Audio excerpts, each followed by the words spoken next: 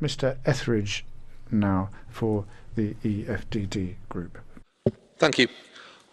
At the moment, member states can set the standard as to what quality of goods they accept, and this proposal, as I understand it, would seek to standardise the quality and standards of the products being sold across the EU.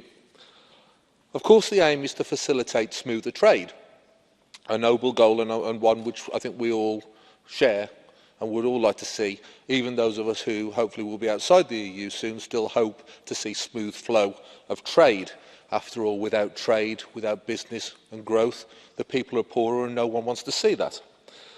However, in the form that this has been discussed tonight, it is yet another attempt to book the market. Why shouldn't different nations require different standards? Why shouldn't they?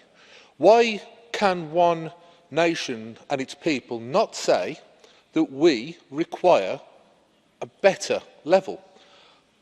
It seems to me that if you seek to make a mutual set of standards and bring everyone together, there is a danger that you are forcing some nations to accept a lower quality of product. Now, this is not the marketplace. This is not good capitalism. This is not good trade. Why not allow businesses and business bodies to work on international standards, to come together and say, look, this is the kind of standard level that we're aiming for, and let them make proposals to put forward for international trade. After all, they're the experts. They're the people who understand the market. They're the people who understand production. President Reagan once said, government is not the solution to our problems, government is the problem. And I think unintentionally, certainly unintentionally, this is another example of that. Government should be removed from the process of trade, and the whole thing should be depoliticised. The proposal in front of us will cost billions in new regulations and training. The Eurozone is declining in industrial output 0.9% month on month. This suggests that there's something being done wrong here. This proposal, as was mentioned by one of our colleagues earlier, could facilitate a serious lowering of standards. The UK fire safety standards were mentioned earlier on. Well, if a certain nation, be it the UK or any other nation, wants a level of standards on safety or anything else, they should be allowed to do it. And businesses should be able to say, well, hang on a minute, this is what these guys need. We want to sell into this market. Let's tailor our marketing and our production to fit that. Before I came to this place, I had a 20-year career in steel sales and exotic metals.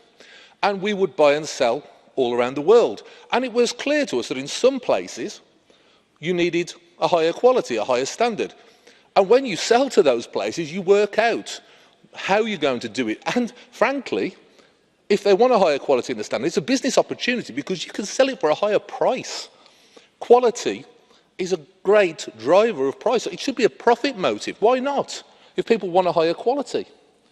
Allow market freedom. Allow people to look into this. Allow businesses to see where one nation might be able to accept something of a certain level, which is perfectly acceptable, but can be done a lot cheaper and more competitively, and then look at the ones who are demanding higher standards, because that's what the people and the customers there want, and say, OK, we'll do that for you. Well, by God, you're going to pay us for it. When it comes to trade and business, there are always possibilities. There are always chances to make money and to do trade, as long as government and politicians, regardless of their good intentions, step back a little and allow the market to do its job. Where there is demand, supply will find it. And when supply and demand come together, we get what we all want, which is business, profit, taxation for services, and everyone is better off. I think that we need to look at this in a whole different way.